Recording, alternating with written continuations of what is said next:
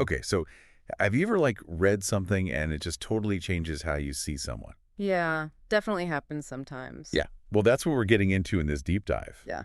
Um, we're looking at Putin, this speech he gave, the Valdai Discussion Club, which is like his yearly thing, to talk to the world. Right, right. And there's this article analyzing it. And get this, the author kind of comes away more impressed with Putin after reading it. It's funny how that happens sometimes. Like you go in expecting one thing Totally. Yeah. and it takes you in a totally different direction. It's that unexpected journey, that the author takes us on that I found so interesting.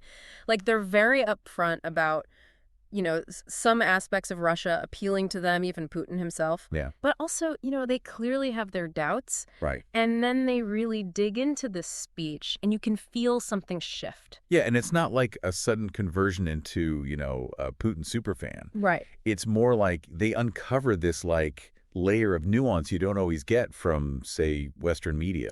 Like, for example, Putin criticizes Western hypocrisy, right? Mm-hmm. On stuff like free speech, transgenderism. I mean, not exactly new criticisms, but the author finds it kind of refreshing, him saying it. Yeah. And then he goes there, Lenin. Oh, yeah, that's where the history buff in me was like, okay, hold on, this is getting good. Right. Because you've got Putin, right, leading the country, literally built from the wreckage of the Soviet Union. Mm-hmm. And he's condemning the October Revolution, criticizing the West for, like, erasing their own history, tearing down statues. Yeah, it's very unexpected. It is. It is. It's almost like he's saying, hey, Wes, I'm more of a traditionalist than you are right now. And the article makes a good point. It's not just him cherry-picking history to make his case. Right. He acknowledges the terrible stuff that happened under Soviet rule. Yeah. The camps, the suffering. It's complex. And it seems like that's what really resonates with this author. Because we crave that complexity, don't we? Totally. Like, we don't want these simple answers, these black and white narratives. And this nuance, it carries over into how Putin talks about economics, too, which I found super insightful. Yeah, what'd you make of that? Because on one hand, he's critical of capitalism, right? Says it's on the decline, all this stuff. But then he doesn't swing the other way and say, okay, we need a socialist utopia. So not the communist boogeyman he's sometimes made out to be. Exactly. And the author picks up on that. They say it's like Putin searching for a third way, drawing on Russian tradition, but also like pragmatic, not married to ideology. And I think it's that willingness to engage with these ideas, even criticize his own history. I think that's what starts to draw the author in. It's interesting, too, because then there's this whole comparison of his view on multiculturalism to an empire. Which is a boldy statement. Help me unpack that because I feel like a big one. Yeah, that's actually the part of the article where I felt like the author themselves was the most conflicted, honestly. They're trying to square this idea of Putin putting a lot of emphasis on protecting Russia's cultures, and there are over 190 of them. It's incredible, with this idea of Russian multiculturalism, basically. Go on. Well, he doesn't say it directly. There's this underlying thing where it's like ethnic Russians are still kind of top dog. Yeah, like a hierarchy within the diversity, which, historically, that's how empires often work. You have this dominant group, even while you might acknowledge all these other groups exist. Right. And it's something the author really wrestles with because, they appreciate the ideal of preserving these cultures, but then the execution, especially with Russia's past, that's where it gets very, very messy. And, this whole thing about him being a pragmatist, like someone who gets that the world is complicated. Yeah. It really comes through in how the article talks about his stance on the pandemic. Oh, right, because he's definitely not shying away from global issues in this speech. In fact, the author points out how he talks about the pandemic, almost like it's pushing us towards this new world order, which I don't know about you, but that sounds a little intense to me. It does have a kind of ominous ring to it, right? Mm-hmm. But then, right away, he balances it out. He's not saying some global government's going to swoop in and take over. Okay, so what's he saying? He keeps stressing national sovereignty. Like, any new order still has to put individual nations first, not try to erase them. So cooperation, not control. Exactly. Like, we've got to work together on these huge global problems, but not under some faceless bureaucracy. Interesting. And that kind of ties into his whole thing about vaccine mandates, which I know the article also digs into. Totally. And that's actually where I think you see that pragmatism the clearest. Because when he's asked about mandates directly, Putin basically says, and I'm paraphrasing here, but he's like, look, in Russia, trying to enforce that would be impossible. People would just find ways around it, fake documents, whatever it takes. So instead of laying down the law, it's more like he's acknowledging the reality of the situation. 100%. Yeah. And this is where I think the author starts to draw contrast with, how some Western leaders have approached things. Okay, I'm curious where you're going with this. Well, they see Putin as grappling with these limitations, right? Yeah. But then they look at some Western leaders, and it's like this push for more and more top-down control, even if it's not practical. Interesting. So we've got Putin the historian, Putin the pragmatist.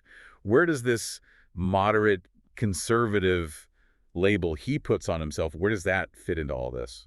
That's a great question. And it's almost like it brings us full circle back to this idea of a third way. Like he's trying to carve out a space that's distinct from, Western liberalism on one side, but also Soviet-style communism on the other. And how does he do that? What's that look like? The author points out how Putin criticizes both extremes.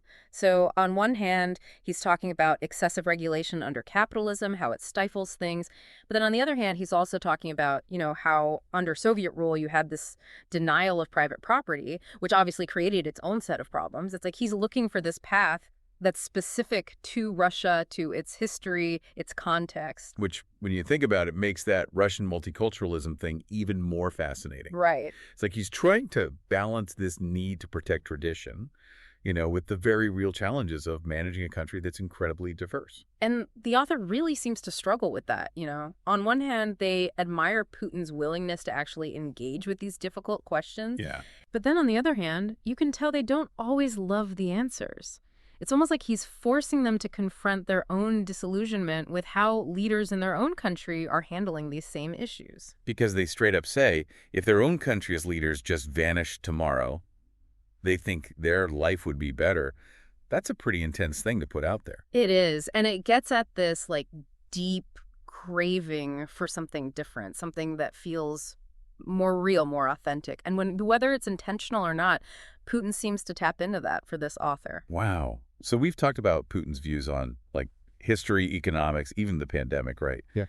But I feel like the article almost becomes less about Putin himself and more about what does he represent to this author? That's what's really sticking with me. It's almost like a meditation on leadership in a way, Like the author's clearly craving a leader they can actually respect, someone whose words feel, sincere. And they see that as missing, especially with a lot of Western leaders right now. They even say... Go on. They say their own country's leaders could vanish tomorrow, and they think they'd honestly be better off. I mean... That's a pretty damning statement. How do you even come back from that? And it's why their reaction to Putin is so interesting, right? Because it's not like they agree with everything he says or does, but there's this consistency between his actions and his words that really stands out to them, especially when they feel like a lot of Western leaders are. All over the place. Yeah. And it's like they're so starved for something real, something authentic, that Putin, whether he means to or not, kind of taps into that for them. That's almost like this weird paradox, right? Because you have this leader who's often portrayed as this super calculated strategist. Exactly. And yet somehow that comes across as more genuine. Right. Maybe a little blunt honesty, even if it's a little uncomfortable sometimes, is actually kind of refreshing, especially in our world of, perfectly crafted sound bites and all that. Well, it's like you can practically see the PR team behind every statement from some of these leaders, Oh, yeah. And the author even makes this really interesting connection between, technological advancement and actual progress, for people's lives. Because those two things aren't always the same thing, right? Exactly.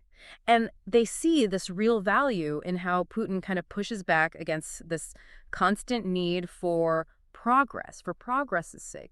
Maybe sometimes tradition actually serves a purpose. It's like he's asking, hold on, are we actually making things better or just different? Yes. And that can be a really powerful question, especially when it feels like no one else is asking it. So if I'm hearing this right, yeah, the author isn't saying, everyone go follow Putin or anything, but more like they admire his style, this sense of integrity, even if they don't agree with all his views. And that's what makes this whole deep dive so thought-provoking. Yeah. Because it's less about whether we agree or disagree with Putin and more about what does the author's response to him reveal about the state of leadership today, globally even. It really makes you think, right? In a world where leadership so often feels transactional, image obsessed, stage managed, is it any wonder that someone perceived as, even if they're not perfect, might have this appeal. Mm-hmm. I don't know, something to chew on for sure. It definitely is.